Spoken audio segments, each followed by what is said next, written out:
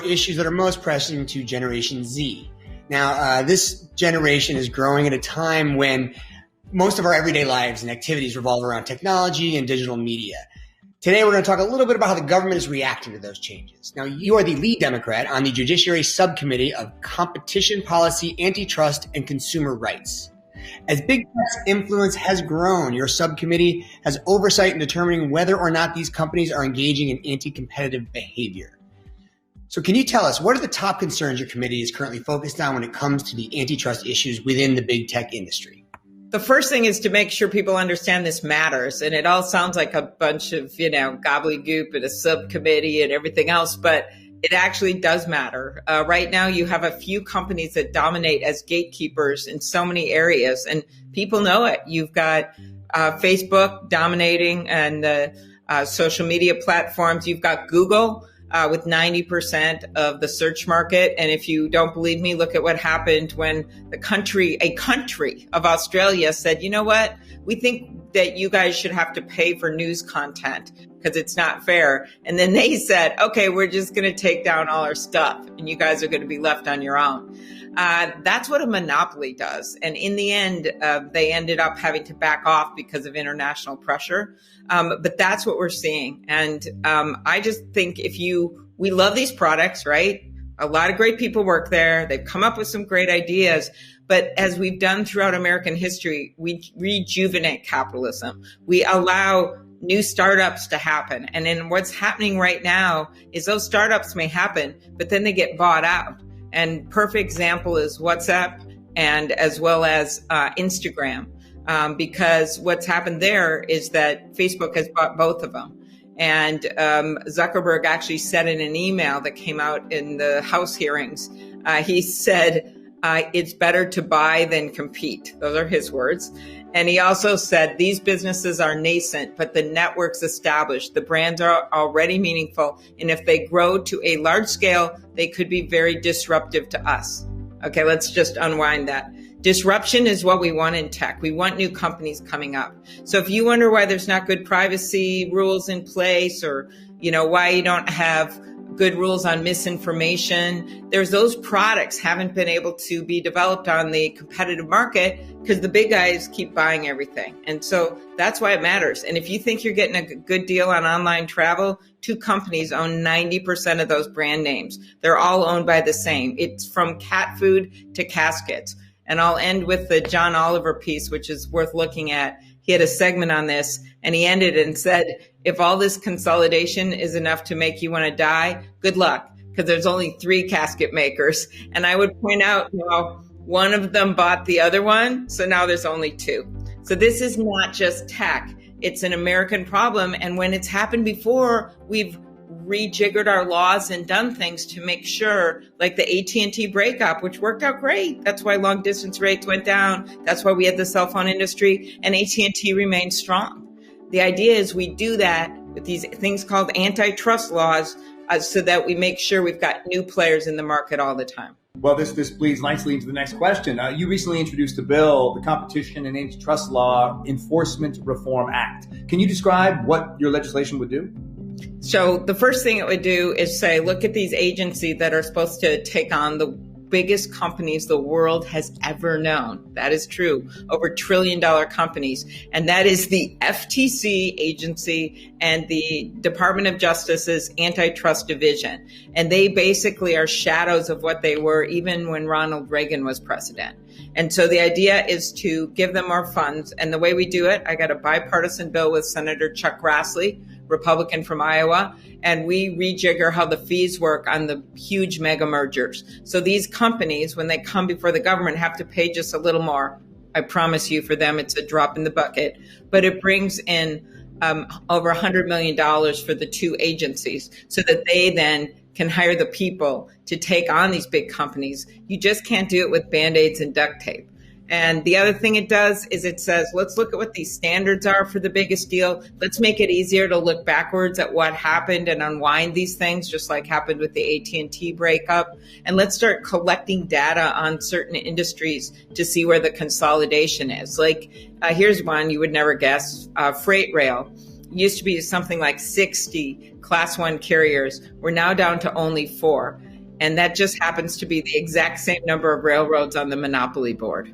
So, what's happening right now is all this consolidation means that you get less good prices. You might have good prices for a while, but eventually they jack up the prices.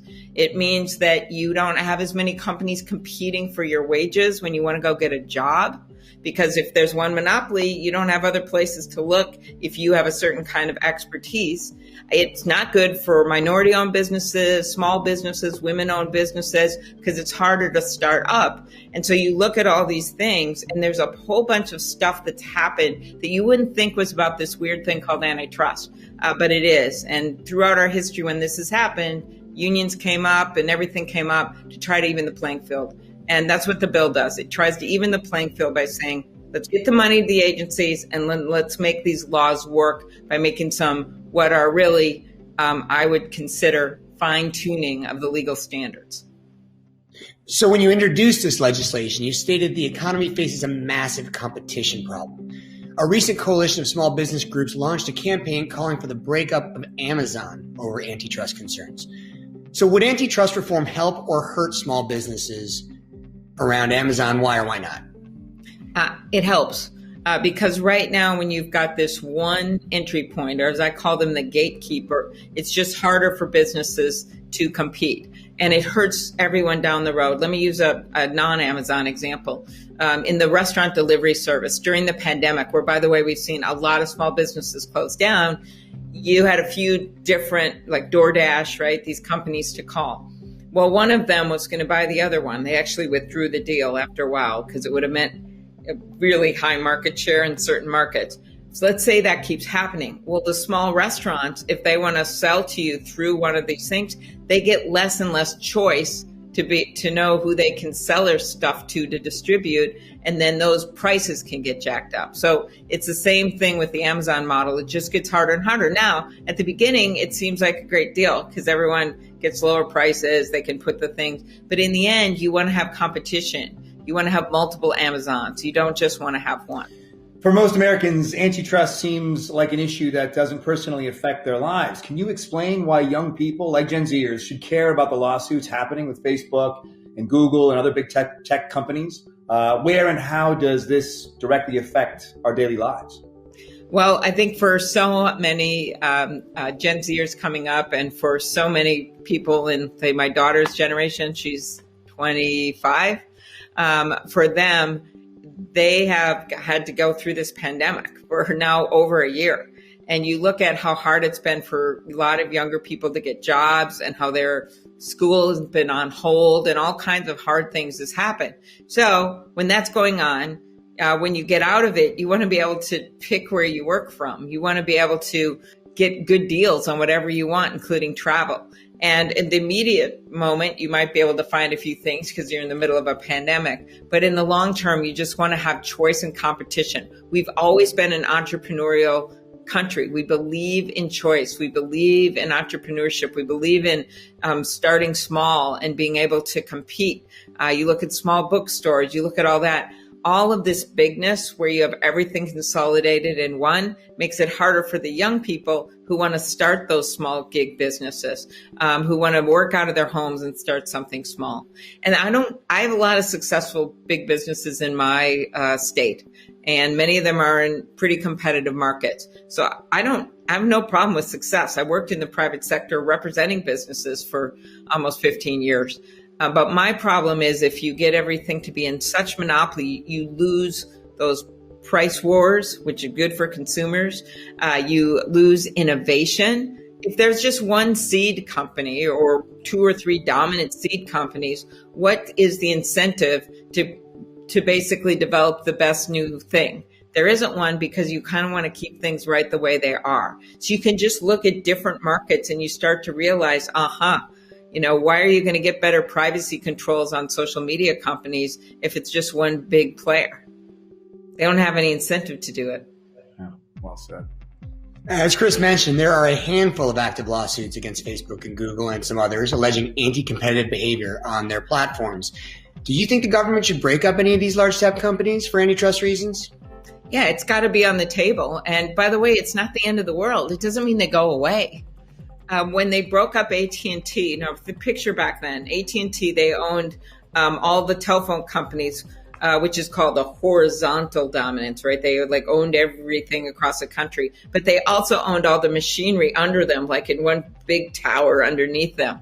And that was horizontal and vertical dominance. And so the government came in under many presidents, Democrat, Republican. It took quite a while. And they finally broke them up into those bell companies and into different lines of business. So their own former chairman said it made them a stronger company because they had to get out there and compete. And out of it came those lower long distance rates and cell phones. Way back then, they were like the size of a briefcase. Go watch that Wall Street movie and Gordon Gekko. And what happened was a much better, more innovative industry came out of it because there were competitors unleashing new ideas. So, that's why having breakups on the table might sound radical. It really isn't. It's just saying, well, why can't Instagram and WhatsApp, be separate companies? How come Google has to go out and buy Waze and then they have both maps? They're basically, what they're doing is, short term it may look okay, but long term then you don't have any competitors. And I just quote Zuckerberg's own words, where he says these nascent companies, they may be small now, but eventually they could be disruptive to us. So I just figure my work and my bill, I'm just hitting reply. Said it. I'm just replying. That's great. That's a great response. Retweet with comment. That's a great response. What would you say is the proper role of the government versus the free market in regulating the technology industry? Should there be increased oversight? For so long, they've just said, trust us. And of course, they came up through the free market. That's great. And for so long, they said, internet free, yay. Well, then all these bad things starts happening. They start messing around with net neutrality. We had to get involved in that. Then they start saying, oh, we'll take care of privacy. And the next thing we know, we've got lies about the vaccines on the internet. We've got people's personal information being used as profit centers. So what I think you've got to do is both. The free market is great as long as you have the antitrust laws enforced, which hasn't been happening at all, so that it makes sure that new guys can come onto the block and compete. Out of that will come some of these bells and whistles that we want. At the same time, you have to put sensible rules in place.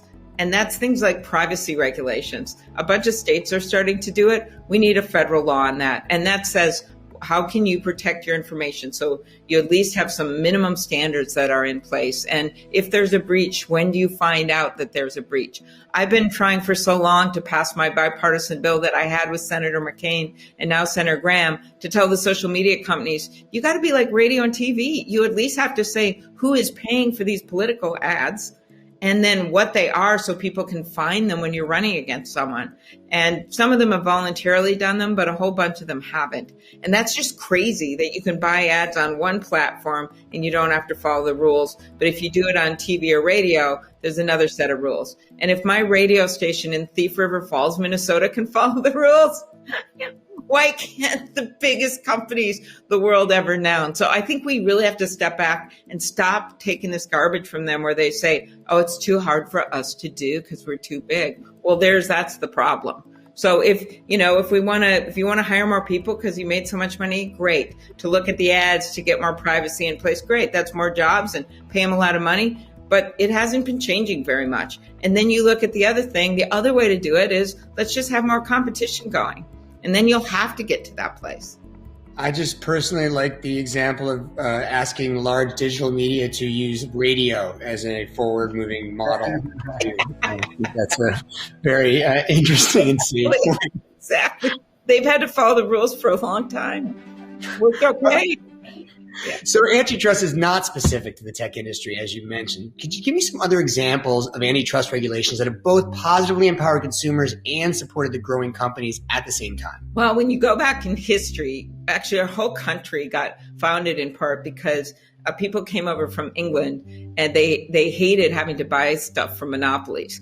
And when you look at the Boston Tea Party where they dumped all the tea in the Boston Harbor, some of that was about the taxation issue, but some of it was because they didn't want to all buy their tea from one tea company, the East India Tea Company. So you go back, and what happened then was there was a lot of talk between Jefferson and other people, oh, we should put something about this concept of monopolies in the Constitution. And they did a little bit, but they clearly were worried about it. Then you keep going, and about 100 years goes by, and things get worse and worse to the point where the farmers are out there with their pitchforks, and you've got tons of people organizing on the streets because they had to buy all their stuff from monopolies. And a lot of it was going on in the Midwest. And out of that came Teddy Roosevelt, a Republican president, actually, who rode that issue on his horse of monopolies, taking them on to the White House. And he brought one of the first cases, and that involved the rail industry. So when you go back through time, there was Standard Oil got broken up.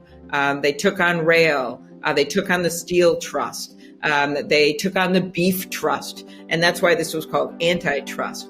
And they took on all these things, and it made for more competitive, and then things were distributed more fairly to the people of this country. So then you fast forward, a lot of work went on in the 50s, 60s, and then you get to today, and the courts have just been doing nothing on the Supreme Court level, and that's been hurtful. And the Congress has been just stuck, as always, in a bunch of gridlock. And so nothing has really happened. And the monopolists are like, this is great. We could do whatever we want.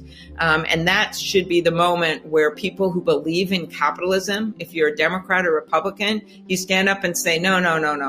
I don't want to just have to go to one place to buy stuff. I want to be able to have competition. And the laws can do that through investigations and through, of course, government lawsuits, which is going on in a big way, brought during the end of the Trump administration against Google and Facebook, and now carried on by the Biden administration. And that's one way you do it. And the other is you just make it easier to bring these cases, because right now it's really hard to do. Senator Klobuchar, entertaining and a pleasure. Thank you so much. Well, I've tried to make antitrust. There's not a lot of antitrust jokes. It's really hard. Really hard. I do have a book coming out on it. I've found over 100 cartoons. And you'll be interested from your political standpoint that Pete Buttigieg, who was my rival on the debate stage, but is actually a good friend, he had a book that came out this fall called Trust. And I have a book called Antitrust. Rivalry continues. All right. Well, it's so good to see you. Thank you so much for taking the time. Thanks, guys. It's always so good to us. Thank you so much. Take care.